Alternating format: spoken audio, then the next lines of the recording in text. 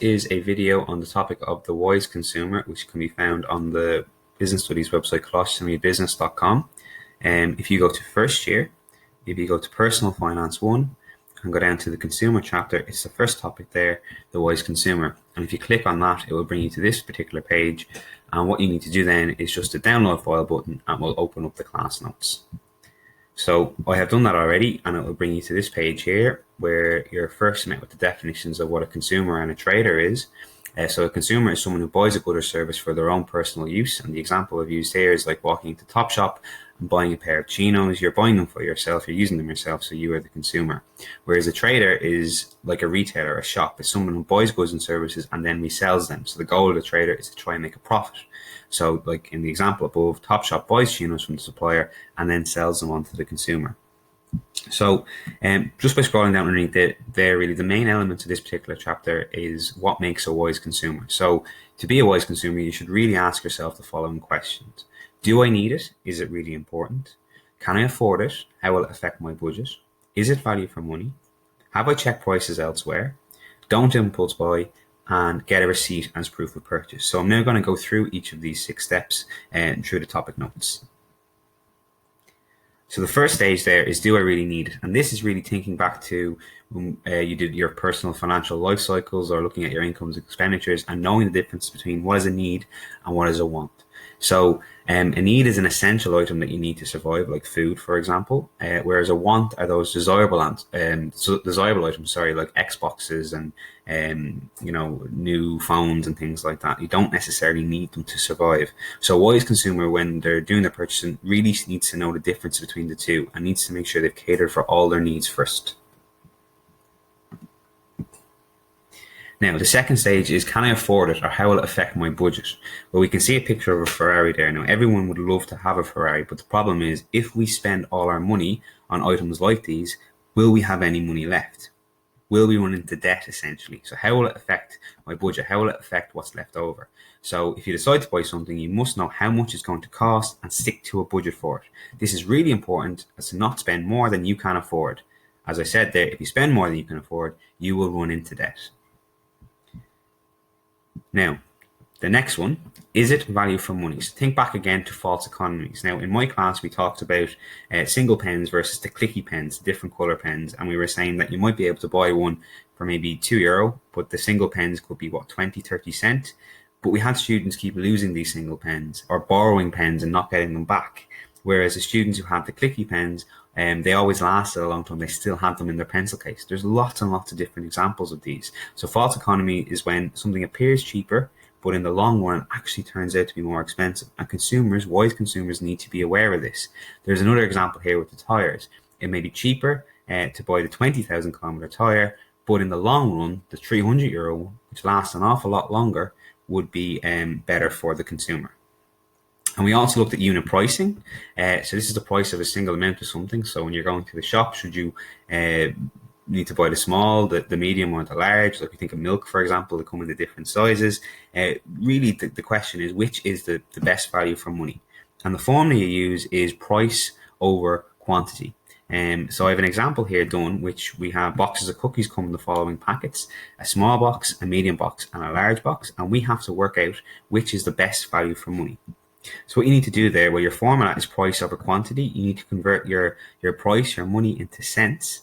So €3 will become 300 cents, and your quantity into grams. So for the large one, that will be relevant because we've got 1 kilogram. So that's going to convert to 1,000 grams. So if we look below here at our workings, we find that if we converted our price to cents and quantity to grams, that we worked out the small box is 6 cents per gram, the medium box is 7 cents per gram, and the large box works out at 5.5 cents per gram. So in this instance, the large box would be the best value for money. Now there's a second example in the notes here, which we would do on the board usually, and see if students are able to work it out themselves. If you can do that in your copy, that would be great. Now, next is, have you checked the prices elsewhere? In other words, shopping around. Don't always buy from the first shop you visit. If you're buying a new top, for example, make sure to go to River Oil, make sure to go to Topshop, BT2, or wherever these different stores you shop in. Don't always just go for the first top you see. And same with computer games. If you're buying the new Call of Duty, the new FIFA, or something like that, go to the different stores, not just the first one, because shops sometimes sell different products at different prices. So a wise consumer will always check the prices elsewhere. Now, this is where in class we would do our taste tests. So what we would do here is get a store-bought brand, maybe Tesco or SuperValu or St. Bernard's from Dunnes Stores or one of these brands. We would get a product from there like biscuits or Jaffa Cakes or something like that, and then get the branded one. It could be, if we're talking about the biscuits again, maybe McVitie's product or another well-known brand. And students will be asked just on taste alone to judge whether they're influenced by the price when they shop. Can they tell the difference without knowing the price? And we have found that the results have been mixed, and sometimes students actually prefer the store brand products, but only buy the large one because they're aware of how much the brand is pushed to us as consumers. So that's just a really fun interactive activity you should do with your class to see if they can tell the difference.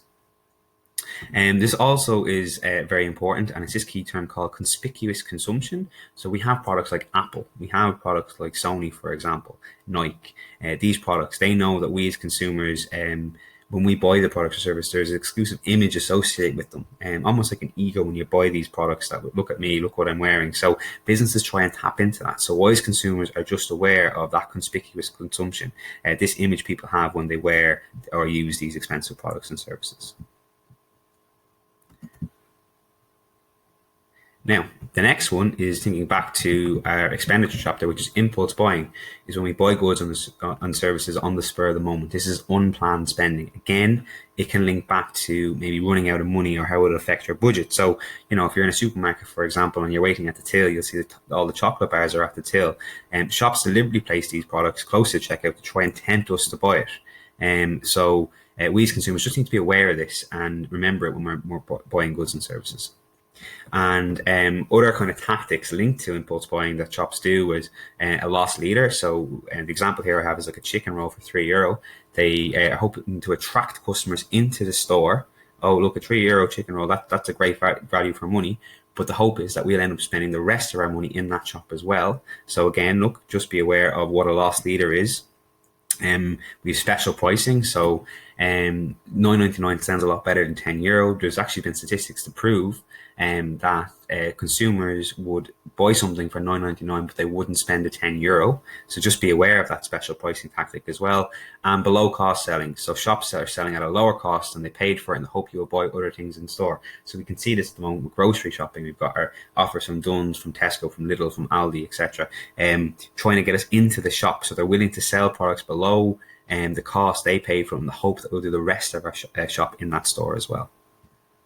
Receipt as proof of purchase is next. So this is very, very important. This is an old receipt here, but receipts generally contain these things. I've got the name of the seller. So in this particular example, we can see Burger King there. The date of the transaction, as I said, is an old receipt. So this is 2008. The description, well, this was from Burger King. So there was a Whopper and there was fries and there was soda.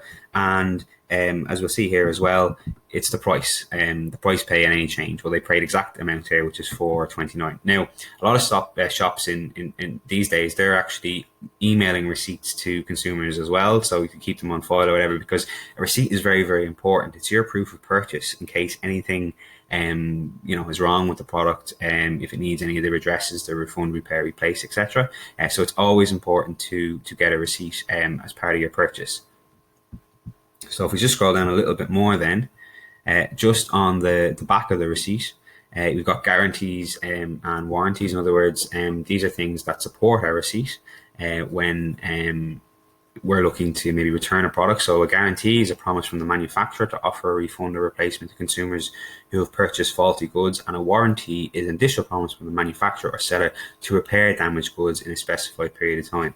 Now, an activity you could do there is to log on to YouTube. You could find a car or computer product. These are generally the items, TVs, etc., that offer warranties or guarantees in case over time anything happens to the product or service, that you as a consumer are covered. Now, moving on from those 6 stages of a wise consumer, we look at advertisement. So there are two main types of advertising. There's an informative advertising, which in other words just gives us information about a product or service, and then there's persuasive advertising, which is the most common one. It tries to get us to buy the product or service over competitors in the market. So I've got two examples of YouTube clips here. So if I just show them to you very, very quickly, an informative advertisement would be this one here from the government, the Department of Health, on the public awareness campaign for the coronavirus. So this is just giving information to people on what they should do or what they need to be aware of with regards to the coronavirus. So this is very much an informative advertisement, whereas this one here is Samsung Galaxy making fun of Apple. They are trying to persuade you to buy their products over Apple. So you can clearly see there's two very distinct, different types of advertisements that exist, and we as consumers, again, just need to be aware of them.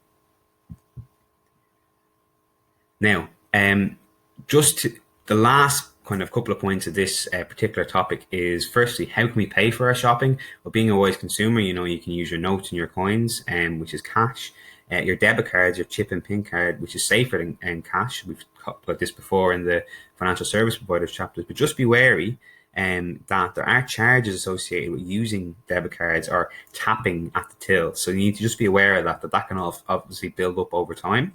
And gift cards or gift vouchers, the one for all vouchers, these can be used as well to buy products and services.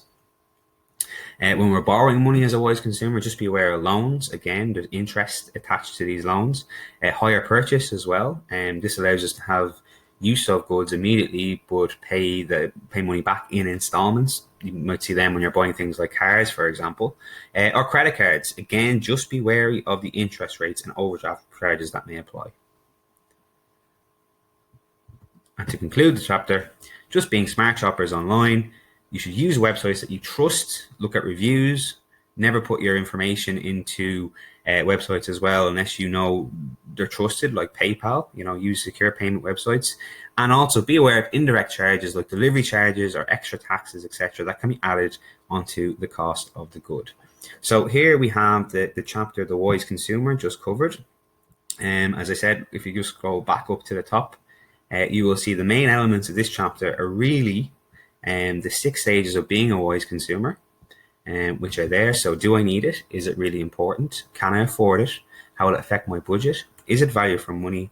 Have I checked prices elsewhere? Don't impulse buy, and get a receipt as proof of purchase. So if you think you now know all the key terms and definitions and are confident in this particular topic, you should then go back to the chapter, and there's a keyword sporcle here. So what you do is you just copy that sporcle and right click copy, and if you put it into your browser here, which I've done already, so that would just be right click and paste, it's going to bring you to this page here, which is an online quiz.